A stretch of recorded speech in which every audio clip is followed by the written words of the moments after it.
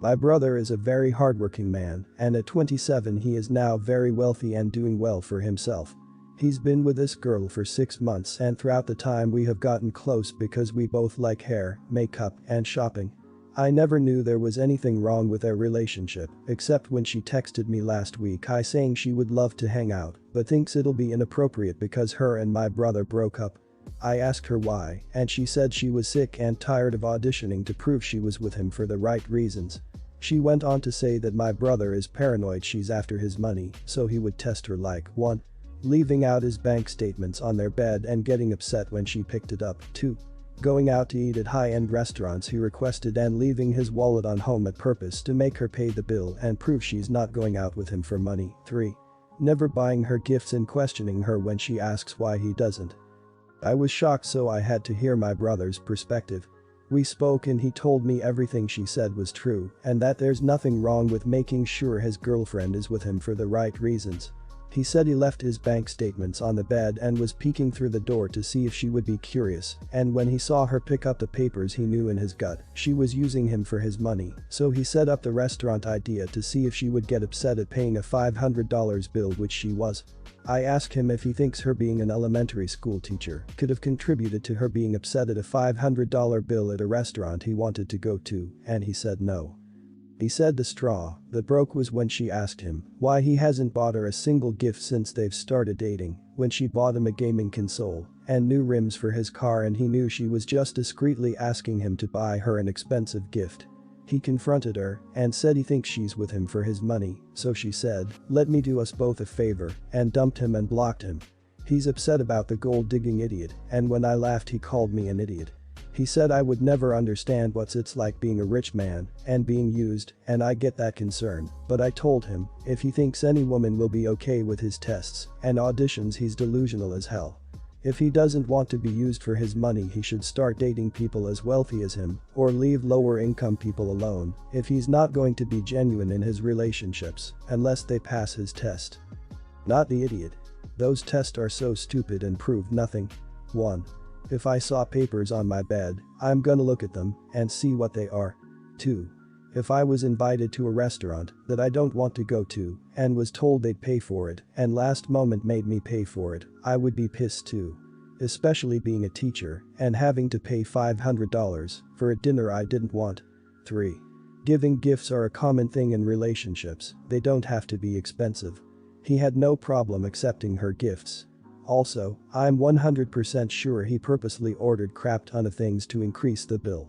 Your brother isn't gonna find a girl with that attitude. He sounds like a horrible person, and he's gonna go around thinking the reason why he's single is cause he's rich and every girl is a gold digger. Literally blame everyone except for himself. Not the idiot. Your brother is allowed to feel insecure or worry that someone might be with him for the wrong reasons and not truly love him for him, because you're allowed to feel whatever you feel, but he is not allowed to play mind games with his loved ones or put them through tests to prove their love or loyalty to him. That's incredibly toxic, and I'd go so far as to say emotionally abusive behavior. Your brother needs therapy stat and probably a long break from relationships while he figures himself out. I'm a teacher and I married a man with significantly more money than me. Probably not as wealthy as OP's brother, but not badly off. Whilst he says one of the things he found attractive about me was my sense of financial independence, he never ever tested me like that. He just liked it that I offered to pick up the bill occasionally and would happily buy a round in the pub. He always covered nice treats as otherwise we wouldn't have them. It's all turned around in these strange times as we found ourselves in a country where English teachers are desperately needed and his company is struggling to stay afloat. OP's brother's behavior is psychotic and misogynistic and suggests that there's something deeply wrong with him. I suspect that he will be a very lonely man. So, I, 18, have a thing going on with my group of friends for pretty much all of high school, that we hang out on Sunday evenings at someone's house. The hosts change week to week, whoever is able to host that week. Anyways, the agreed upon thing was that we all chip in like $5 for food, usually pizza and stuff. Some gave more if someone else was in a rough spot, and it always works fine. One friend Carla's, 18, parents own a pretty successful restaurant, so they like to cook, rather than just order pizza, which is great on its own. We all still chip in $5 or so for ingredients. The problem that happened is the dad who likes to cook doesn't take criticism well and always makes something I either can't eat due to allergies, or just am not into. I stopped joining in and chipping in money when they would host, so I wasn't a letdown for a while. I had definitely been as clear as an awkward girl can be about what my issues and allergies were. My family has never been very wealthy, and well, we ended up homeless for a while, so the hangout nights became a night I could eat something special without worrying too much, plus my friends were always great about sending me back with leftovers if they could. So Sunday I decided to join in on the meal at Carla's house again. I gave money for it per usual. It turned out to once again be something I'm allergic to. I wanted to cry because essentially I wasted $5 that I could have used. Not wanting to confront them about getting the money back or being a party pooper, I ate some. Now the allergy wasn't anaphylactic, but I broke out in hives, my face was very red and swollen. I took some Benadryl and was as discreet as possible, but my one friend Alex, 17, noticed and asked if I was okay, so I kinda casually mentioned it. Suddenly the room exploded. Some people were concerned for me, saying I shouldn't have to do that. Carla got very upset and went to tell her dad, who came in and asked me why I didn't just not eat it, to which I replied I didn't want to be a burden or waste my $5. He grabbed $5 and gave it to me, telling me not to eat there again. Carla was upset I embarrassed her dad. Two more friends told me I was being an attention seeker, and someone else told me I ruined nights at Carla's house. So, am I the idiot?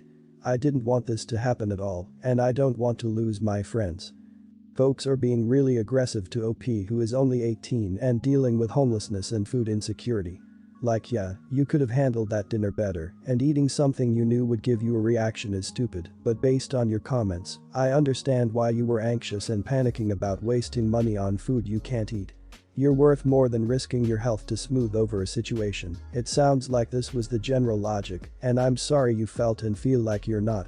His reaction to you saying you ate it to avoid being a burden should have been met with compassion. I understand the general uproar out of concern for your health, but he was extremely rude to you. I don't really want to give a judgment because I don't think you're blameless, but I also don't think you're an idiot. Of course not. You neither accused a dad of poisoning you, nor made a big deal out of it. They did. Of course, it wasn't the brightest thing to do to eat something you knew you were allergic to, but it's your health you're playing with. I guess her dad is just worried that next time it could be worse, and he'd be responsible for serious health issues. Don't worry, they'll get over it. Your friends seem to be great, since they didn't dump you for being poor or homeless, like a lot of people your age would have done. Also, I wish you and your family the best, and that your situation improves. Not the idiot.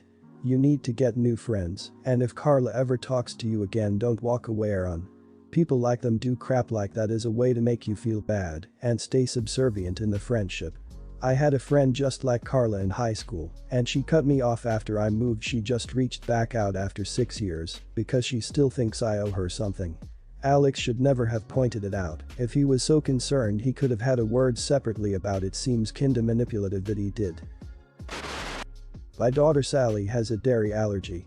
She's been going to the same school since kindergarten. She's 7. For some reason, ice cream parties are a common thing there. Between birthday treats, holidays, and just random treats, they have ice cream a lot.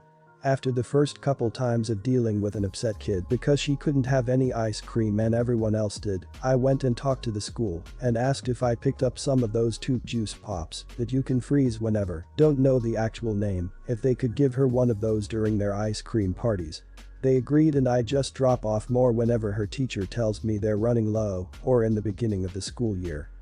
It's only October and I dropped off a pack of 30 in August, which usually lasts all year, and she even brings them back home her last day of school. So her teacher emailed me a heads up that there were only 3 left. Seemed strange, but I grabbed a pack when I went grocery shopping. So yesterday when I dropped them off with the teacher, I jokingly said, "Wow, you guys must have ice cream every other day. Wish they did that when I was in school." She said, "Oh, no, we've only had ice cream a couple times, but some of the kids saw that Sally had a popsicle, they wanted one of those instead." I said, "Yeah, but Sally can't have ice cream, that's why I buy the popsicles." She said yes, I understand, but it's not really fair that she gets to have a popsicle and the other kids have to have ice cream. I like to encourage sharing, and this way Sally will feel good knowing she shared with her classmates. I said again, it's fair, because she cannot eat ice cream, the other kids can. If she didn't have a dairy allergy, the popsicles wouldn't even be here, and fairness didn't seem to be a big deal when all the other kids were getting ice cream and Sally couldn't have anything. She was like, well, that was before she was in my class.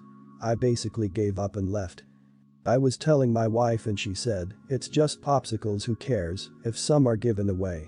It's not about the popsicles though, it's that the school didn't care when everyone else got ice cream and Sally couldn't and basically had to sit there and felt left out, but now because she has popsicles it's not fair.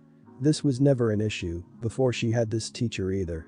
I'm going to see how long this bag lasts, and then maybe I'll start sending only 10 at a time or something. Am I the idiot for making a big deal over this? Maybe I'm overreacting. Not the idiot. You're paying for this out of your own pocket. What the school is doing is stealing from you. Doesn't matter if they are relatively inexpensive. It would have been one thing had they contacted you in the beginning to ask if it would be okay to give away some popsicles, but they didn't. They need to either reimburse you or stop giving away your stuff. As for kids who may be upset that they don't get a popsicle, tough. They need to have it explained to them that your kid cannot have ice cream and that these popsicles are brought so she can partake in the fun. The teacher is wrong. Sally shouldn't have to share her popsicles since she can't have ice cream. A 7-year-old should be able to understand that those are special for Sally. It just seems like the teacher is being lazy and not wanting to deal with explaining it to the kids. She should know that the school is paying for the ice cream, you are paying for Sally's popsicles. It's the principle, not the money. Not the idiot. If the school was going to let someone else have your daughter's popsicles, they should have asked. Really, the person bringing the treat or the school, if the school is providing ice cream, should have non-dairy available for students who can't eat dairy products. It's pretty common. But regardless, these were popsicles specifically for her that were provided by you for the sake of convenience, knowing that alternatives would not be provided by anyone else. It's not about the money, but the bad behavior. Have a talk with the principal about this. The teacher is out of line. My husband's sister has 3 kids ages 8, 7, and 5. She and I have never been the best of friends exactly. She doesn't like my background, and I feel like she's a hypocrite because she's raising her kids a similar way. My parents were not good parents and my siblings were unruly. They got into trouble often and were in and out of juvenile detention and jail their whole lives. I was the odd one out in the family. Probably not the most positive person in the world, but I feel like out of all of my siblings I'm the best adjusted. My husband's sister likes to let her kids do what they want. She believes they are gifts from God that have no imperfections, that they can do nothing wrong, and nobody can tell them to stop anything, or she gets upset, and because of that her kids remind me a lot of my siblings. She never wanted me to babysit before until she couldn't keep a babysitter, and then she asked me to do it because they were in a tight spot. I said no. My husband told her she should have expected that given how she speaks to and about me. And the fact we're not around each other often. She came to me again and said I should be more family orientated.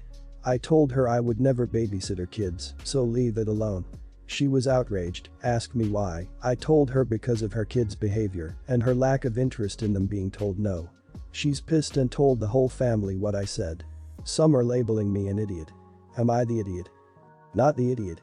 I suspect it is not so much the children's behavior, but the fact that you are not allowed to set any boundaries, provide discipline, or provide any kind of feedback to the kids to make them manageable for the time that you would have them.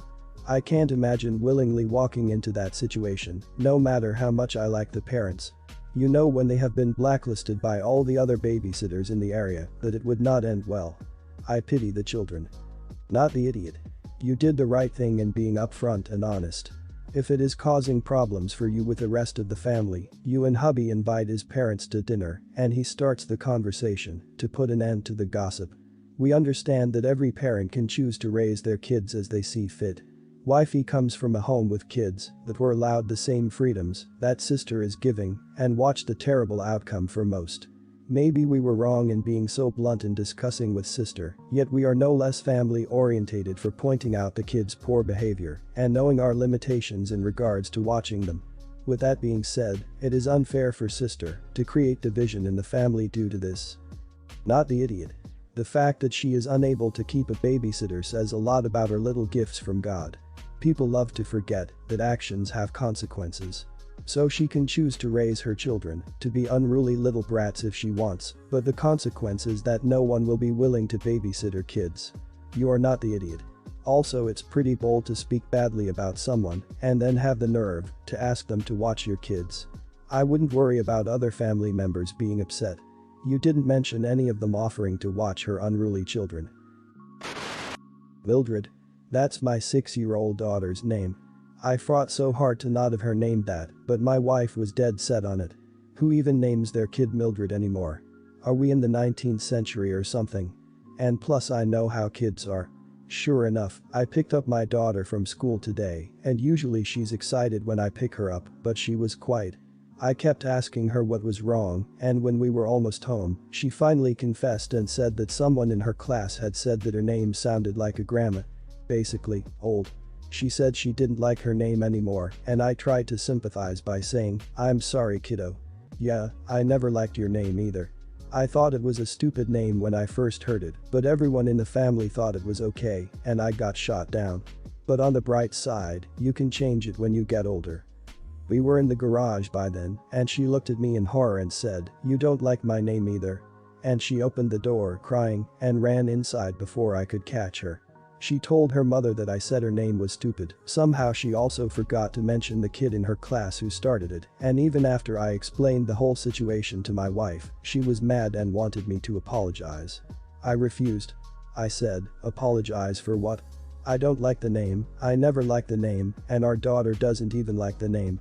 I was mad at the moment, too, so I walked away, but later I tried to talk to our daughter and ask why she just started crying like that, because I was genuinely confused, still am, to be honest, but all she said was that she wasn't happy at me and that she didn't want to talk to me right at the moment.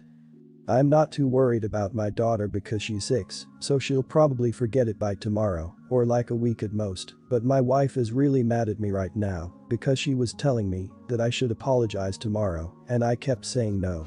I think she just feels guilty that she named our daughter Mildred, but I'm curious if I'm the idiot here. All I did was agree with my daughter when she said she didn't like her name. I still want an explanation why she just started crying like that. You're the idiot. I still want an explanation why she just started crying like that. Explanation. Because she is 6 years old, was bullied for her name, something she didn't choose, and needed to be consoled. You failed. Please read a parenting book. Also, consider couples therapy if you and your wife cannot compromise on something as big as naming your child. For what it's worth, you don't have to like the name Mildred. But as a parent you should learn how to better love and care for your daughter, whose name is Mildred. Also, if this becomes an issue when she gets older and she pushes for a name change, let her go by her middle name or Millie. You're the idiot. Your daughter is 6. You should be helping explain her emotions to her, not the other way around. You literally have less emotional intelligence than a 6-year-old. You should be ashamed of yourself.